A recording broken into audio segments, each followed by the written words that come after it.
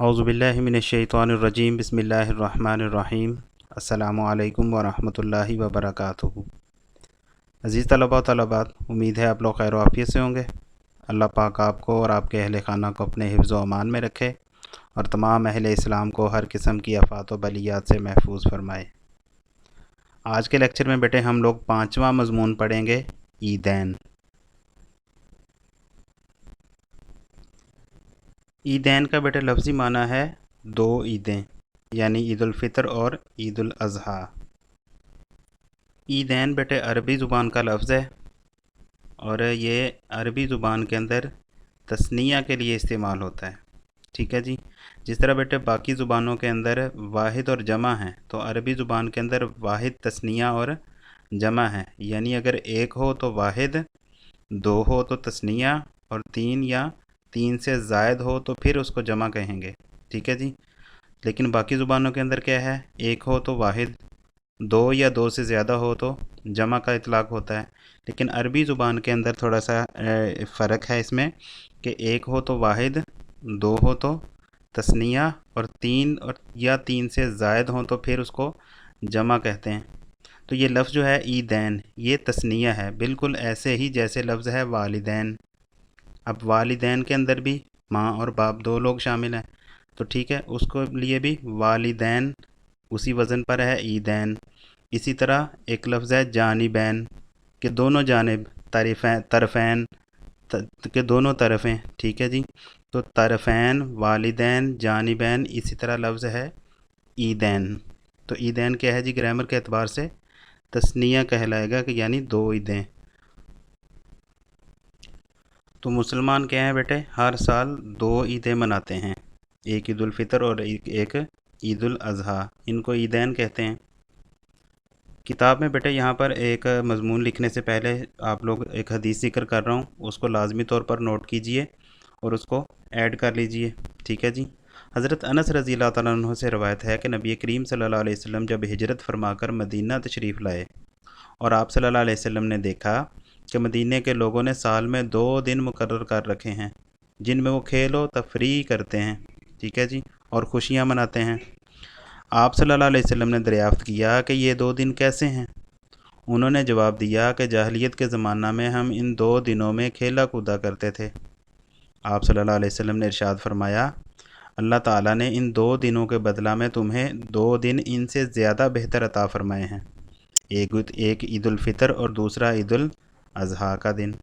ये बेटे अबू दाऊद की जो हदीस की किताब है उसकी रिवायत है। ठीक है जी।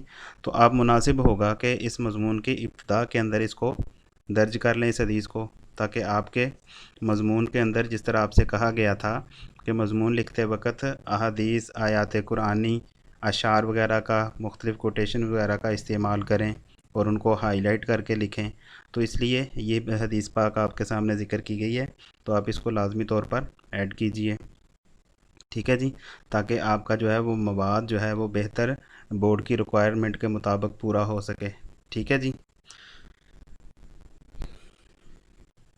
इसी तरह बेटे आप लोग ये हदीस ज़िक्र करने के बाद एक तमहीदी पैराग्राफ भी ज़िक्र कर सकते हैं।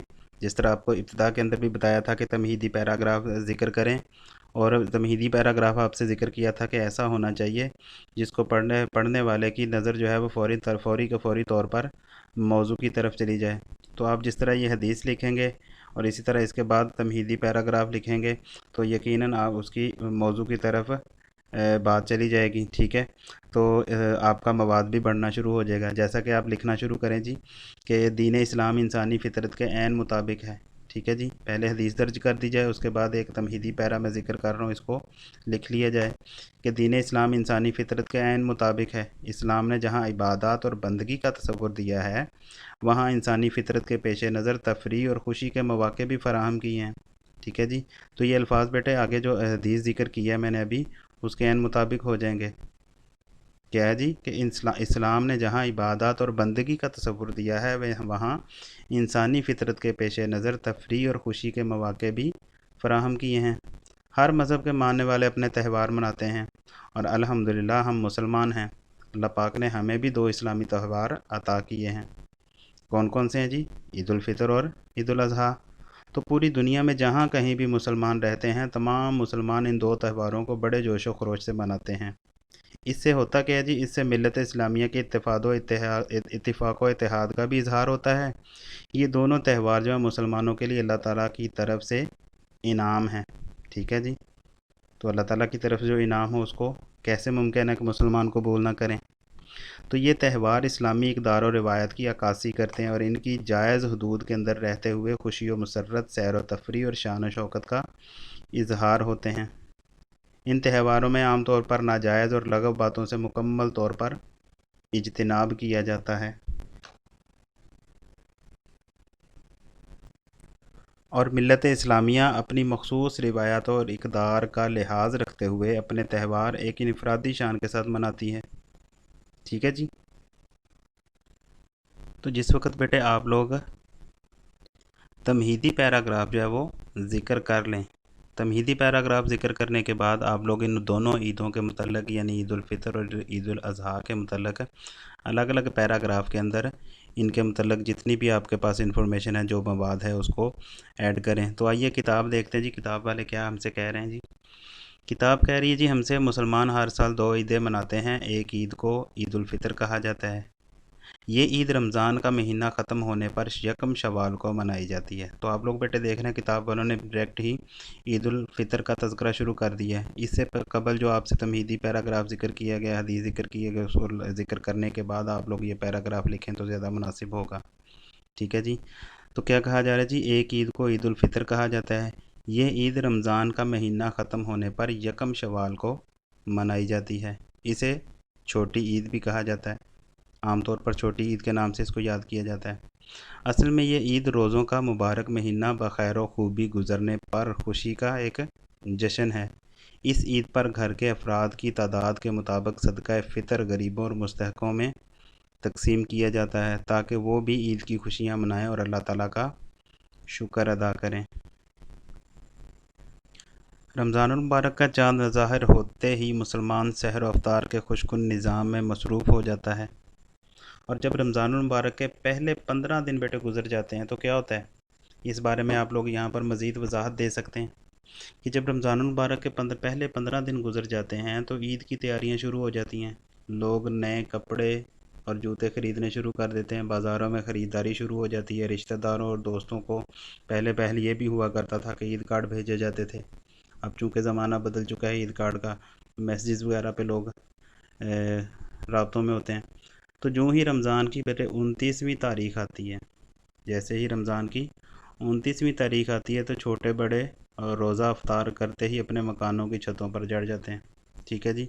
उसी बात का यहाँ पर आगे उन्होंने ज़िक्र किया है कि जब रमज़ान का महीना ख़त्म होता है और चाँद की 19वीं शाम शुरू होती है। बेटे यहाँ पर 19 लिखा हुआ है, 19वीं, तो ये लफ्ज़ है 29वीं। ठीक है जी। तो क्या आपने किताब के ऊपर अपनी तस्हीह कर लेनी है ये कि जब रमज़ान का महीना ख़त्म होता है और चाँद की 29वीं शाम होती है तो गुरूब आफ्ताब का वक्त काबिल दीद होता है। मकानों की छतों पर बच्चे और बड़े चढ़ जाते हैं, मगरिब की तरफ नज़र जमाए देखते हैं। ठीक है जी, क्योंकि उस तरफ चाँद ने नज़र आना होता है। तो मगरिब की तरफ नज़र जमाए देखते हैं कि हलाल ईद नज़र आ जाए। उस रोज़ हलाल इस कदर बारीक होता है कि उसका नज़र आना कार दारद है। ठीक है जी। आसमान साफ़ हो और किसी की निगाह हलाल की चमक से मुनव्वर हो जाए तो क्या कहने, एक गूंज पैदा होती है। वो रहा चाँद दरख्त की छोटी सी टहनी के साथ पत्तों की ओट में, इधर चाँद नज़र आया उधर नौबत नकारे बजने लगे। बेटे अभी ये जो यहाँ पर मंज़र ज़िक्र किया गया है, ये आमतौर उस दौर का था जिस वक़्त ये सोशल मीडिया पर ऐलानात नहीं होते थे। आजकल तो लोग छतों पर चढ़ने की बजाय सोशल मीडिया के सामने बैठ जाते हैं। मोबाइल है, इंटरनेट है, इसी तरह टीवी के सामने जम जाते हैं कि वहीं से न्यूज़ मिल जाए। हालांकि अगरचे ये मामलात हैं तो लेकिन हमें फिर भी सुन्नत के मुताबिक उस चाँद को देखने की कोशिश ज़रूर करनी चाहिए। अगरचे कैलेंडर बन चुके हैं, सारे मामलात हो चुके हैं, इसके बावजूद बेटे सुन्नत अमल यही है कि सुन्नत को पूरा करने के लिए आप लोग छत पर जाकर या किसी भी मैदान खुली जगह पर जहाँ पर चाँद का नज़ारा हो सके उसको देखना चाहिए, अगरचे वो नज़र आए चाहे ना आए। ठीक है जी। तो आजकल तो खैर सोशल मीडिया के ज़रिए लोग पहले ही मालूम कर चुके होते हैं।